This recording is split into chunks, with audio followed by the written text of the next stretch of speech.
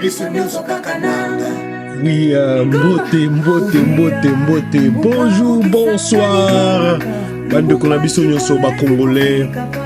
Mbote na bino, soyez les bienvenus na Bishop ya tongo. Babibiso kakananga babinanga zo kuganie. Nanga zo kende toujours bosso voilà. Soyez les bienvenus na moment na biso ya Bishop na tongo.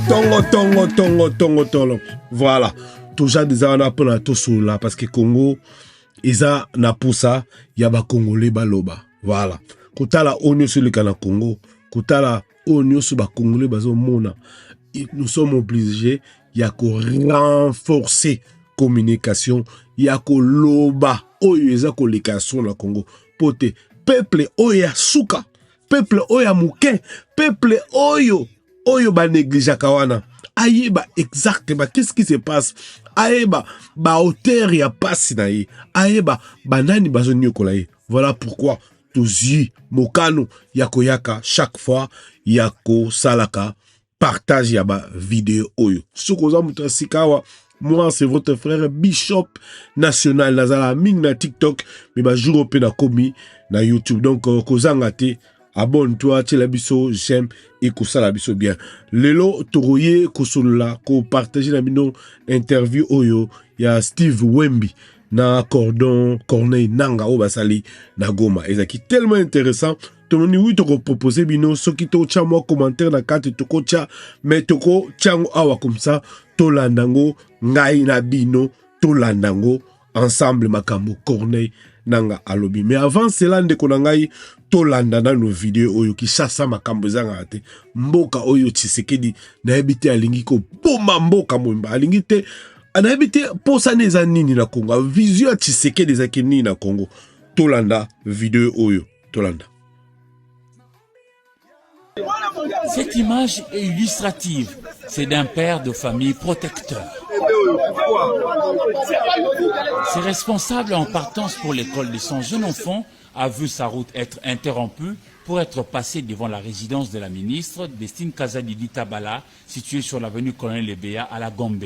Ces policiers commis à la garde de ce membre du gouvernement central ont estimé que monsieur a enfreint la loi en voulant garer devant cette résidence. Pire, ces policiers ont troué à l'aide de baïonnettes 3 de ces 4 pneus, occasionnant l'arrêt du véhicule et donc un bouchon empêchant la circulation aisée. Témoin de l'événement, la population est montée au créneau pour dénoncer l'excès du pouvoir de ces policiers extraordinaires.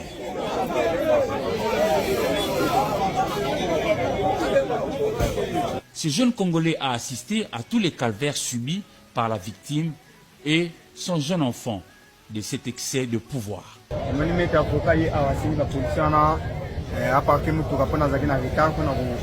Ce maître avocat a sollicité auprès des policiers pour garer et vite aller déposer son fils à Fatima. Mais eux l'ont mal pris et ont commencé à les battre. Ensuite, ils ont détruit ses pneus. Aussi, cet autre passant qui atteste que ce parent d'élève de la maternelle n'était nullement en faute. Il évitait les bouchons. L'un des policiers l'a giflé et l'autre a sorti son arme pour menacer.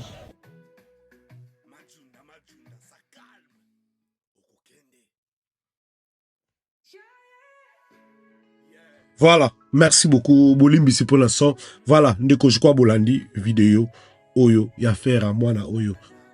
Papa na ya parqué kaka voiture. Ba policier ba tomboki. Suki ya pe a parqué pembe na mama ministre Kazadi. Osomona mboko bipa te okende. Donc mboke kufi. Donc batu neti ba komi ma boma. Ba komi ko réagir neti ba ma boma. Donc tous en a besoin de révolution na mboka oyo. Tous en a besoin ya changement total na mboka oyo. Pour la mboka keliboso. Toko continuer boite. Boko remarquer na chef de l'état neta komi liboma. Na ba policier ba komi batama boma. Na ba militaire. Non. Ba tout ba communauté mutuelle salate. Qu'est-ce qui se passe na Congo? Tout ça a besoin. Il y a nettoyage total. Surtout dans ma institution. Parce que et l'eau comme que je simbe ça. Voilà. Ndekolanga, soyez les bienvenus. Sokoza na biso. En tout cas, partagez la vidéo, aimez la vidéo. Sans plus tarder, tous les Kambalamoko na Oyezali na masolo interview oyo Ndekola biso Steve Wembe Sali na Cordon Corneille Nanga. Tolandango, je crois 15 minutes. Tolandango na bukebi ensemble ngai na bino. Comme ça, tout chama commentaire. Yo petit commentaire, non na commentaire. Loba makambo moni répondre à la question oyo. Cordon Corneille Nanga à répondre. Yo pe ça ba idée na yo. Est-ce que Cordon Corneille Nanga est-ce qu'il a répondre bien? Yo ça la commentaire la yo pe na interview comme ça to zo idée générale comme ça mbalasima to bandeni yako débattre ngo ensemble. Voilà, Tolanda interview ngo yango Tolanda.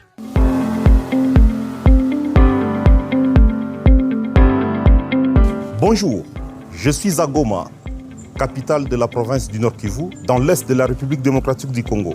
Aujourd'hui, je suis reçu par le coordonnateur de l'AFC M23, M. Corneille Nanga. Monsieur Steve. Bonjour, monsieur le coordonnateur. Toujours aussi grand. Merci. Merci beaucoup, bienvenue. Merci, finalement nous avons notre interview. Ah, je suis à vous. D'accord. Vous allez bien? Je vais très bien. Et il fait beau à Goma. Ah oui, je pense. Dieu nous a dotés de tout, de la nature et du lac, de tout ce que tu peux avoir de bien. D'accord. Tout va bien. Je vais directement passer à poser des questions qui peuvent vous choquer, mais laissez-moi être journaliste. Je te connais indépendant. Pose tes questions librement. Discutons, c'est du Congo qu'on parle. D'accord.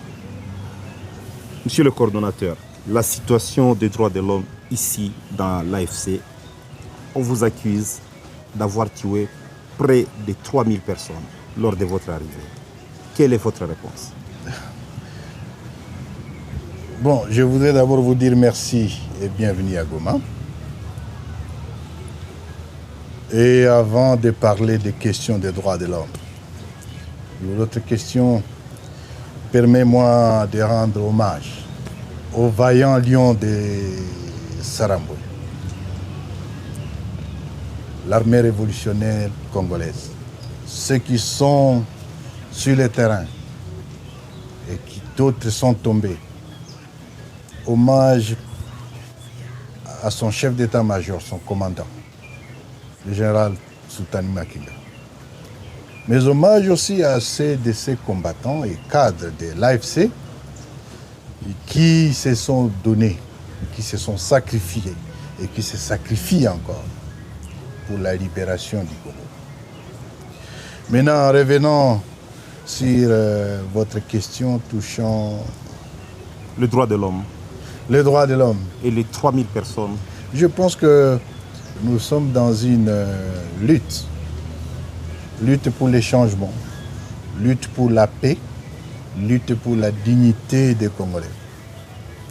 Il y a un prix à payer. Mais cette lutte-là va de tous les sens. Il y a la lutte militaire, mais il y a aussi la lutte communicationnelle. Mais il y a aussi la lutte des mensonges. On utilise les mensonges comme une arme.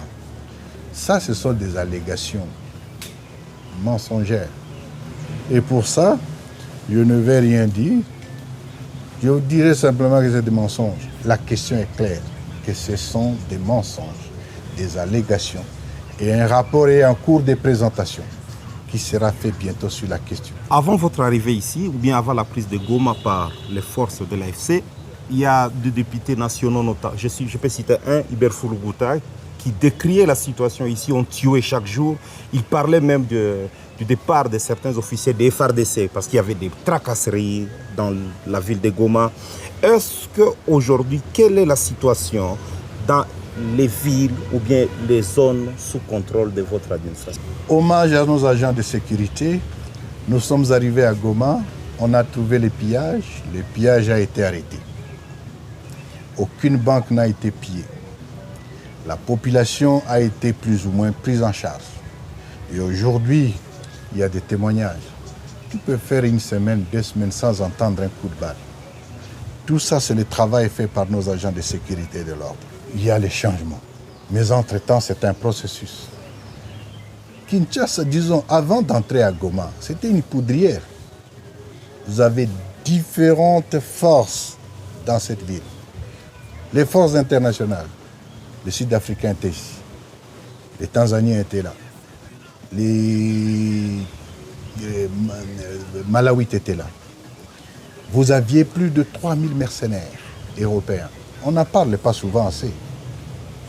Plus de 3000 mercenaires européens étaient là. Vous avez en plus les Burundais qui étaient dans les opérations. À côté des FARDC, il y avait bien entendu les FDLR. Et bien sûr, il ne faut pas compter les civils, nos compatriotes à qui on a distribué les armes comme du pain. Et on les appelle les Ouazalem. Et il y avait, il faut compter les contingents de la MONUSCO parce qu'ils étaient partis au conflit. Toutes ces forces hétérogènes, hétéroclites, sans commandement unique, c'était une poudrière qui avait créé l'insécurité, tracasserie, des barrières partout.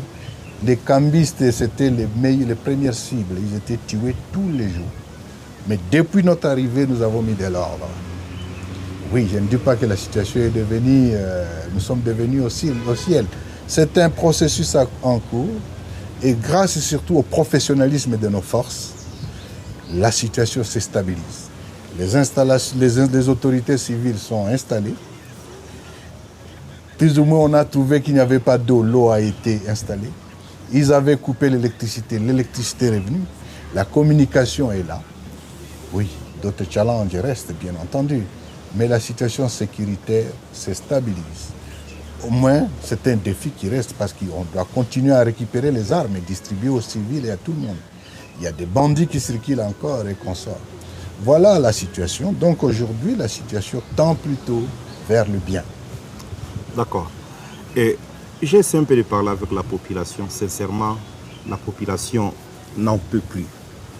Pas de banque à Goma. Votre CADECO semble ne pas être encore opérationnel. Qu'allez-vous faire?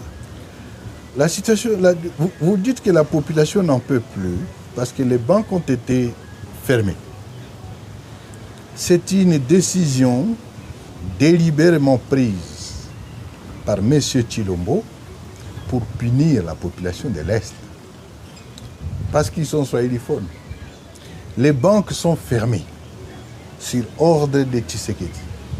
Ce que je voudrais dire, que ça ne procède que d'un crime de guerre. Ce n'est pas une tactique de guerre, pas du tout. Les banques sont fermées par Kinshasa. Je voudrais dire ici et prendre la communauté internationale en témoin. L'argent détenu par ces banques n'appartient ni à l'État congolais, ni à la famille de Tshisekedi, et moins encore aux banquiers. L'argent appartient aux épargnants, à la population, aux enseignants, aux agriculteurs, aux opérateurs économiques, aux médecins qui vivent à l'Est. Ils ont pris la décision de fermer les banques. En fait, c'est une tentative de vol.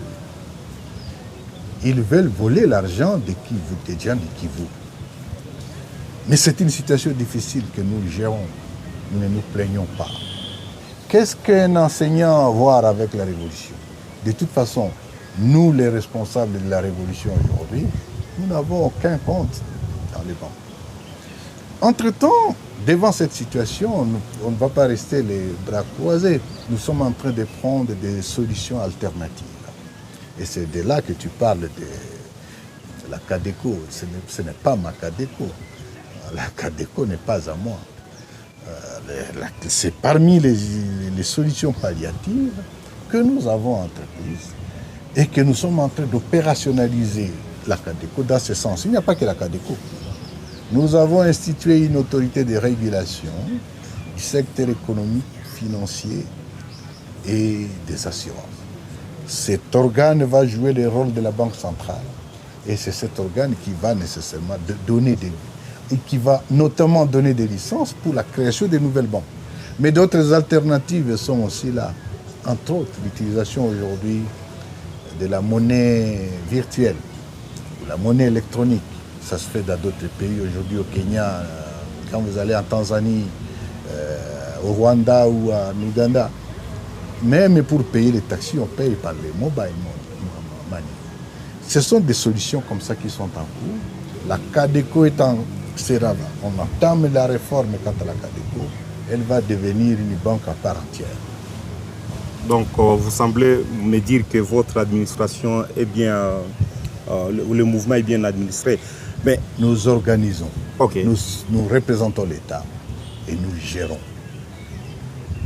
Des situations difficiles auxquelles nous faisons face, nous n'allons pas à Washington, nous n'allons pas, je ne sais pas, à Paris pour pleurnicher comme fait l'autre. Nous trouvons des solutions à nos problèmes. Et c'est ça la réalité. Il y a un scandale qui vient de se passer d'ailleurs à Kinshasa avec les propos de Nicolas Kazadi. Est-ce que les propos de Nicolas Kazadi vous choquent ou vous réconfortent? Non, je vous avais dit la fois passée que tout Congolais qui aspire au changement est membre de l'AFC. Et Nicolas est le premier. Nicolas Kazadi. Il est membre de l'AFC, plus ou moins, même s'il ne peut pas encore le faire physiquement, mais il le fait déjà en termes d'idéologie. L'AFC prône le changement. Et Nicolas a vécu ça, c'est un témoin. Ce qu'il a dit est scandaleux.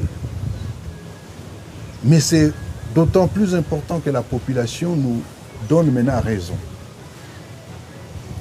Le régime Tshisekedi, c'est une bande tribale de voleurs, d'escrocs, de détourneurs. En réalité, ce que Nicolas, c'était celui qui avait la caisse de ces détourneurs. Et le chef de bande est connu. Le chef de bande de cette rapine, c'est lui-même, M. Tshilombo. Ce qu'il a dit, je lui dis coup de chapeau parce qu'il a dit la vérité. Ce qu'il a dit, de toute façon, vous n'avez pas encore su. Vous savez ce qui se passe aujourd'hui au niveau du trésor. Tout ce qui rentre au trésor, ça sort le soir. Et c'est pour aller à la famille présidentielle ou du moins à la présidence. Tu sais ce qui se passe? Même pour payer les agents maintenant, on fait recours aux entreprises. On a vidé toute la trésorerie. Les entreprises d'État ou bien les établissements d'État comme Fomine et consorts, c'est tout ce qui vient et qui est parti. Il n'y a plus aucune règle. Et c'est d'autant plus grave que toutes les institutions sont infantilisées. Le Parlement ne peut faire aucun contrôle. Et tout ministre qui ose même dire que non, telle entreprise, on va faire un contrôle, c'est lui-même le voleur en chef, le président, M. Tshilombo, qui interpelle les assemblées nationales, les membres, les députés nationaux et les sénateurs de ne pas interpeller les ministres, qui demande aux ministres d'arrêter de suspendre ou de prendre des actions disciplinaires quelconques contre les mauvais gestionnaires d'entreprise. C'est grave. On n'a jamais vécu ça. Et le pays est dos au mur. On a infantilisé les institutions. On a mis la terreur pour que personne n'ose soulever un mot. Et tout ça, c'est grave. C'est tout simplement inacceptable. Et c'est la raison pour laquelle je vous dis que tout Congolais est membre de l'AFC, parce que tout Congolais aujourd'hui aspire au changement, à ce qu'on balaie cette racaille. Le changement est voulu et attendu de tous. Vous critiquez la gestion de Tshisekedi. En même temps, le M23, vous êtes dans les mines, notamment dans les mines de Roubaïa. Par où l'AFC écoule les minéraux qu'elle exploite?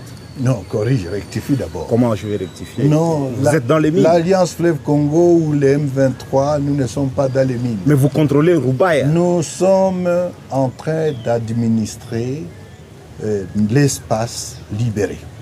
Quand on administre, on n'est pas dans les mines. Je ne suis pas minier. Je ne suis pas un homme d'affaires. Non. Quand vous parlez de Roubaïa, ce qu'il faut dire... Et comment sortent les minéraux de Roubaïa? J'arrive. Okay. Permets-moi de te répondre, M. Wembi. Nous sommes arrivés à Roubaïa il y a juste 11 mois. Et dès que nous sommes arrivés, avant même qu'on arrive à Roubaïa, nous avons pris une décision. Et cette décision, il y a une année, c'est la décision portant interdiction formelle à tout membre ou tout cadre de l'AFCM 23, militaire comme civil, comme politique, de s'immiscer soit dans l'exploitation et encore moins dans la commercialisation des substances minérales. L'activité minière dans les territoires qui sont les nôtres, pour des contraintes que nous subissons, c'est une activité en berne. Et c'est l'activité pour laquelle nous devons mobiliser les opérateurs économiques quant à ce. Pourquoi c'est en berne? La question bancaire est importante. Nous continuons, l'insécurité dans certaines zones d'exploitation est encore là, et qu'on sort. Mais la question, posons-nous quand même la question. Avant que l'AFCM 23 n'arrive à Roubaïa,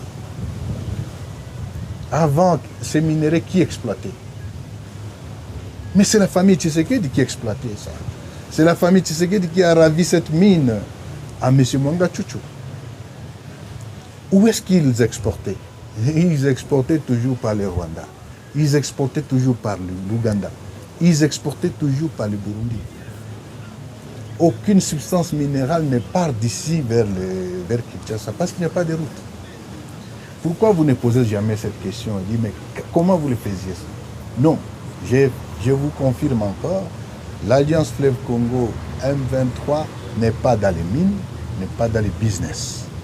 Nous voulons le changement du pays pour la dignité du Congolais. Voilà, là c'était Corneille Nanga face à Steve Wemby. Je crois tous les analyses vraiment clairs. Voilà. Maintenant, dites-nous aux commentaires comment vous avez trouvé. Est-ce que Cordoa répond bien? Est-ce qu'il y a des réponses floues? Est-ce qu'il y a des réponses où il faut qu'on limbolango les sous? Dites-nous dans les commentaires. Merci beaucoup. Alors, tozolanda nyonso ya Congo, tozolanda nyonso to ba ndenge ni makamba Congo zokende. En tout cas, merci beaucoup, merci beaucoup. Soko Zamutasika, abonne-toi, Soko Zamorité. Donc on est ensemble jusqu'à Congo Kozala, libéré. Merci beaucoup, bye bye bye bye.